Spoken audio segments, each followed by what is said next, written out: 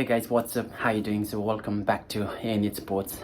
This is Manil, and today again we are gonna talk about Nepalese women's football.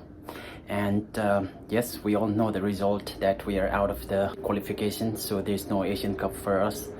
We got to wait another 4 years to get this berth, while India and Bangladesh, they have qualified, so good for them. And the federations of these respective countries definitely gonna work out more on their respective teams. If it was Nepal in the qualification, then yes, we would have done more effort, but again, now we have lost that battle. We are not there anymore, but again, it's not the end here. The FA, the federations, that is ENFA, we need to do more on this team, and I hope they have positive reaction taking the result of this qualification. And the team are back in Nepal, and I've listened to interviews of the general secretary and some of the players, and most of the players are happy with the way the team has progressed throughout this qualification round. But sadly, yeah, we didn't make through to that final match. But again, there are lots of positives that we can take out of this whole qualification. And talking about that particular match, the final match of the group against Uzbekistan, yeah. Actually, the first 10-15 minutes, we gave out the match to them, yeah. We were not balanced. I think we lacked some sort of confidence, not like all the players, but there were few players, they were lacking confidence. They were not willing to receive the ball, and they were not willing to, go into the gap, go into the area to receive the ball and make the ball play according to the strategy. And in that way, we lost so many confrontation. And also, we saw some players lacking some physicality. I don't want to pinpoint the players, but they need to work a lot on that also. And again, starting lineup, yes, okay with that, but the formations, we had 3 defender on the back. Like against Uzbekistan, and you having 3 back line, I think this is, if it was like Nepalese coach doing that one, then it's not possible from the Nepalese coach. Definitely the mindset always comes to like a defensive, even we play against India now, even against Bangladesh, our mindset is always like how we gonna defend first and then find our ways out to counterattack or build up and go through to the offensive line. But against Uzbekistan, Patrick De Wildes, yes, our coach, 3 defender on the back line, but 1 or 2 of them didn't click. So that's where the Uzbekistan took early advantage, yeah. And we played silly game. But other than that, as the match progressed, and I would like to thank Savitra Bandari, for having that initiative in the front line. See, for the first goal, I would give credit to the goalkeeper also, Anjana Ranamagar.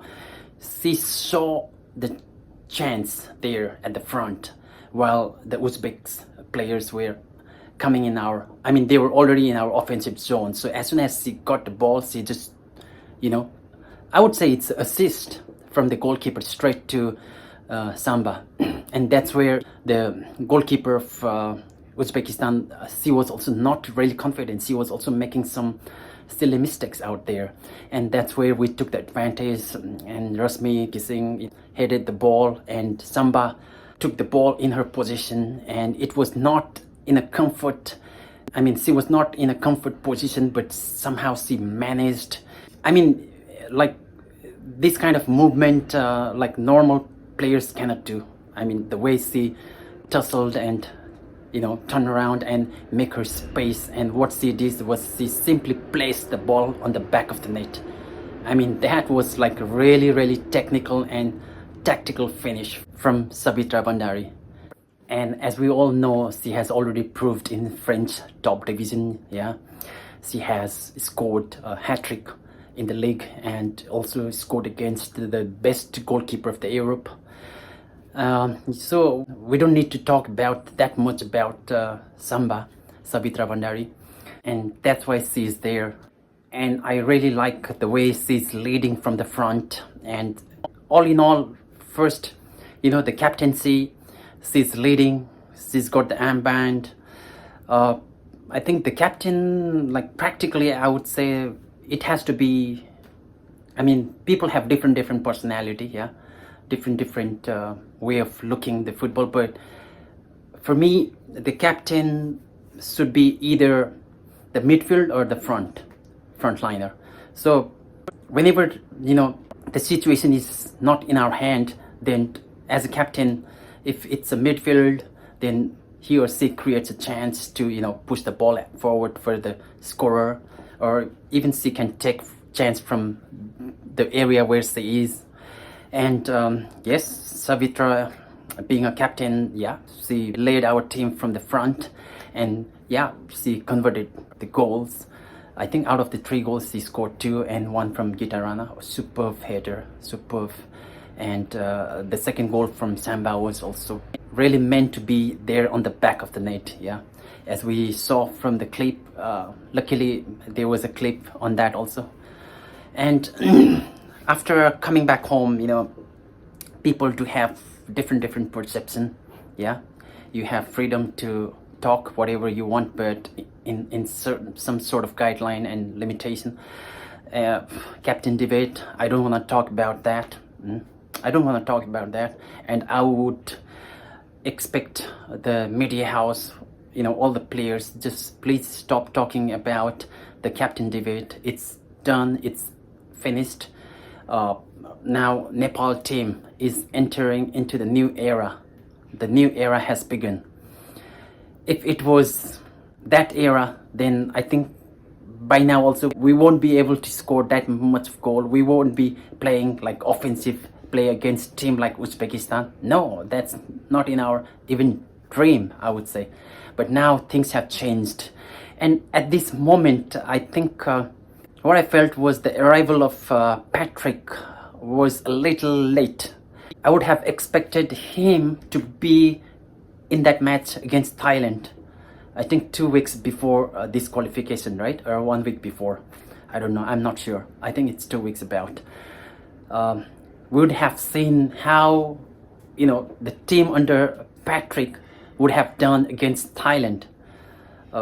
I'm sure the team of Thailand right now, I see they're lacking more on so many aspects of the game. We wouldn't have played like that against Thailand if there was Patrick on that time. But let's see, only 3 weeks of training and we have done a lot beyond our expectation. Against Laos, my first expectation was the goal would be 5 or 6, but we ended up scoring 9, right? Against Sri Lanka, yes, it was meant to be a lot, but we somehow scored only 8. Yeah, Sri Lanka, as we all know, they wasted the time. And then again, I talked about Uzbekistan. They were wasting a lot of time, man. I think the added time was only 6 minutes. But according to my calculation, it should have been, I think, more than 11 minutes. If it was the way, in the World Cup, how they added the time, like 10, 11 minutes. It was clear 11 minutes of extra time for us, but that didn't happen. But anyway, it's done, so nothing is gonna come back. The results are all set there. But now we got to talk about what's next for Nepal. So I would expect ENFA to give more freedom to Patrick De Wildes, yeah? I'm not sure if he went back to his country. I hope that is for vacation or a sort of break. I would want ENFA officials, please try to talk with him in what way we can improve more. What he's asking for, please provide. I think in Belgium, probably there are some of his colleagues or, the people that he has worked with are maybe willing to come to Nepal and work with him. It could be on a volunteer basis also, some young people who want to make a career in football, they're just looking for ways to get into that mainstream. And yeah, those people are willing, and why not bring 2 or 3 of them, have the fitness coach, have maybe dietitian also, could be like physical management of the whole team, and goalkeeping coach. like tactical maybe analysis. But tactical analysis we don't need, because Patrick De Wildes is already a man behind that. But again, he needs some supporting staff that he can rely on, and he can talk openly, freely, clearly about what he really wants from this team. And then after that, it will be clear to our players. And also, Savitra is a captain, so she can pass the message to the players, because I'm sure not all the players are fluent in English. So we need someone who can breeze the communication between the coach, the coaching staff, and the players. So that is more important, and that's why Savitra is there. Thank you, Enfa. Thank you, Patrick, for having Savitra as a captain right now. This is the new era, guys. This is a new era. We are entering into the new era. So yes. And other thing, maybe on the month of August or September, we can do Four Nations Cup, bringing teams from those FIFA rankings that are between 60 to 80 or maybe 70 to 90, like those 20 teams, bring 4 of them to Nepal and play against them. We are just not getting that trophy right now. It's just been a curse for us. So let's break that curse, and then open the door for more trophies in future. And Patrick De Wildes has to be there. He is the main man behind.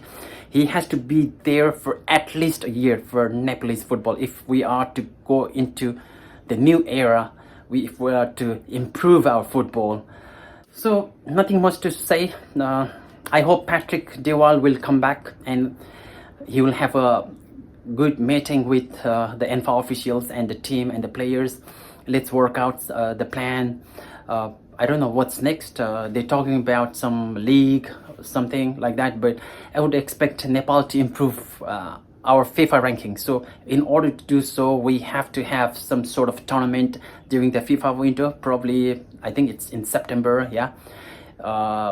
Why not bring? Again, I'm telling 3 countries, 3 teams, but all those 3 teams below 100 FIFA rank. Let's check the team from let's say 70 to 100 and bring those 4 teams, and then we play against them in Nepal.